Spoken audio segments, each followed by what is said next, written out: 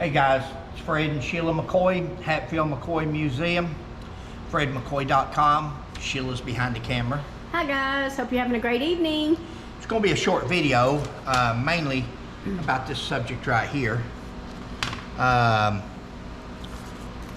Hatfield Museum information. I'll tell you what happened back in, and you probably done heard this story on another video, but back in 1972 or so, Mom and Dad bought Blackberry Supermarket, a little country store on Blackberry Creek, just up the road from where a lot of the feuding activities took place.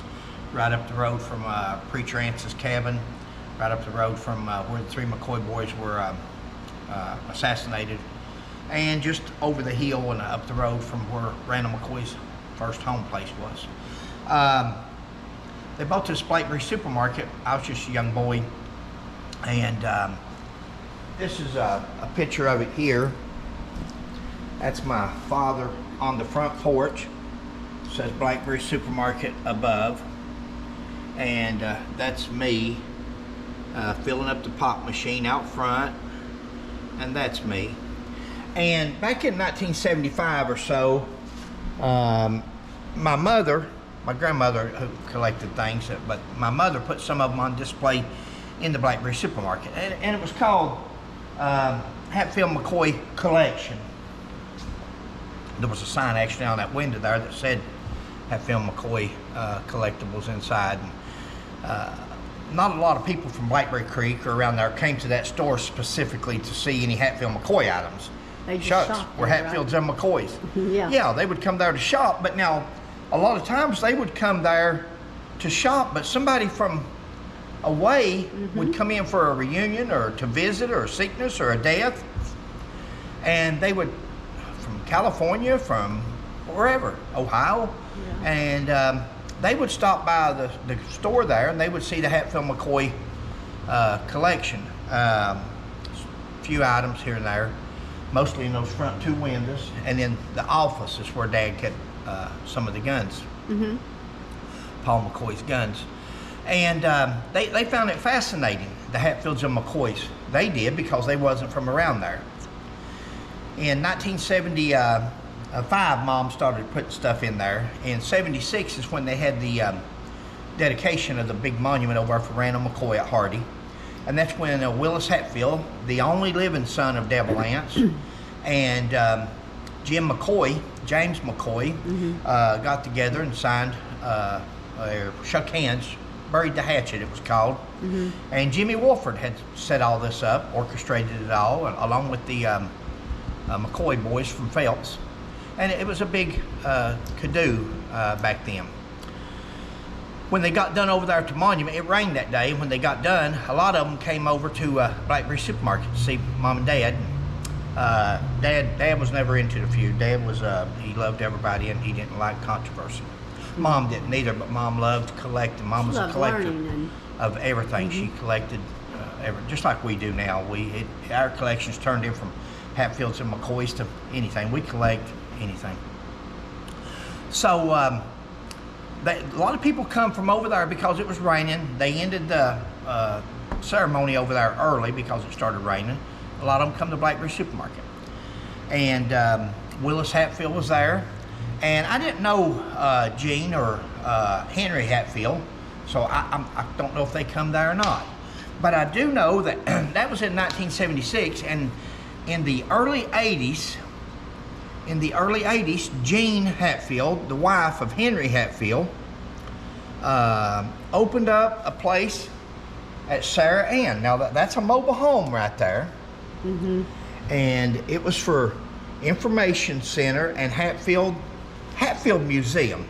Now, why was that not a Hatfield and McCoy Museum? Well, because Jean Hatfield was the wife of Henry Hatfield, Henry D. Now, don't get this confused with Henry D. Hatfield, the governor. What was he, Sheila, the 14th governor of West Virginia? I think 14th, yeah. 14th governor of West Virginia. This is not Henry D. Hatfield, the son of Good Elias. This would have been the son of Tennis Hatfield. Tennis. You know, this Henry D. Hatfield was actually the brother to Handsome Jack Hatfield. Okay. The reason we know Handsome Jack is Handsome Jack was the father to Stephen Hatfield, a good friend of ours. Him and Debbie. Good people. Stephen was he was like John Vance. He would just tell it like it is. He didn't care. He's like Fred McCoy. And that may be where I got that from. But it doesn't matter what party, what family, what name. Just tell it like it is. And that's the way John Vance would do I was talking about John Vance a couple of days ago. That's the way John Vance would do about his great-grandfather, Jim Vance.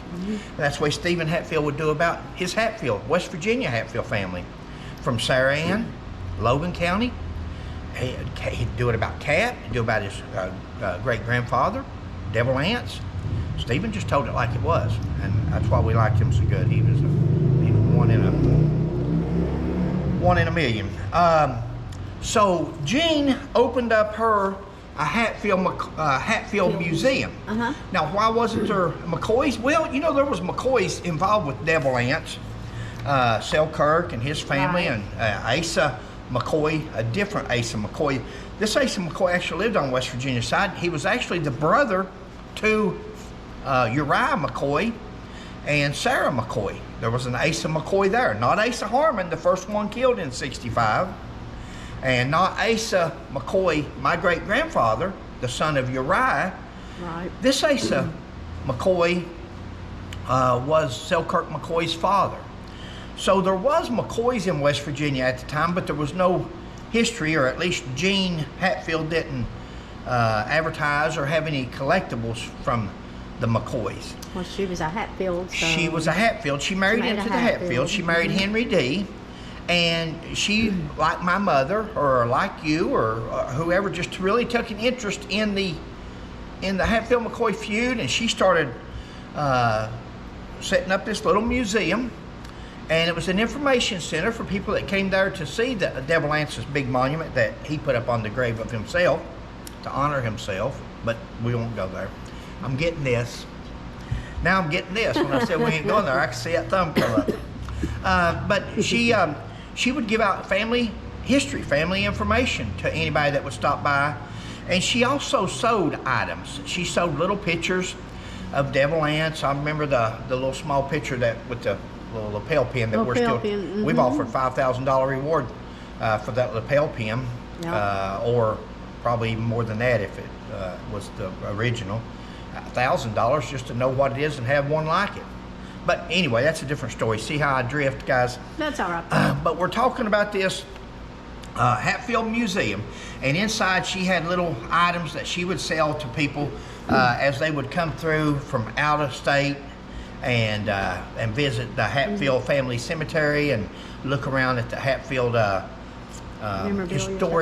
historical places that were now in Logan County. Remember, Devil Ants and his family had moved from Mate Creek, Newtown. They had moved after the cabin burning. Randall McCoy moved to Pikeville. Devil Ants and his family moved to Island Creek.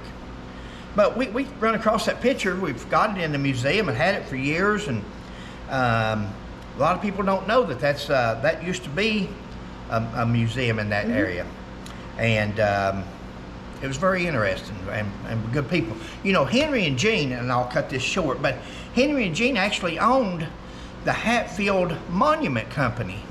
They owned the tombstone place there in Sarah. In fact, the last time we was there, if you'll drive by, it was next to it near the post office. There's a bunch of leftover monuments and different things. You can see where there used to be a monument place there, and that was, as far as I know, that was, or we know, that was Jean and Henry's. They actually made the big monument on the McCoy grave. Go see Sheila's last video of this last Labor Day. You know, it's called the Forbidden Cemetery. It's on the John Vance property, and it's forbidden because of the lawsuit that was filed by two McCoys against Barbara and John. You mean the last Memorial Day? The last Memorial Day. Is that the name of it? Yeah, well, I don't know just the name of it's Forbidden Cemetery, but you Okay. said last Labor Day, but you meant I'm Memorial sorry, Day. Memorial Day. Thank you, baby. Okay. Anyway, the big monument is there, and it's got the 6 children of Randall and Sarah McCoy there, and Sheila took some good video of it. We've got videos from years gone by, but that big monument that was there, the McCoys, Joseph and Leonard McCoy from Phelps, Kentucky, co-operators and well-to-do, successful co-operators, bought that monument for the McCoy family and had it placed up there.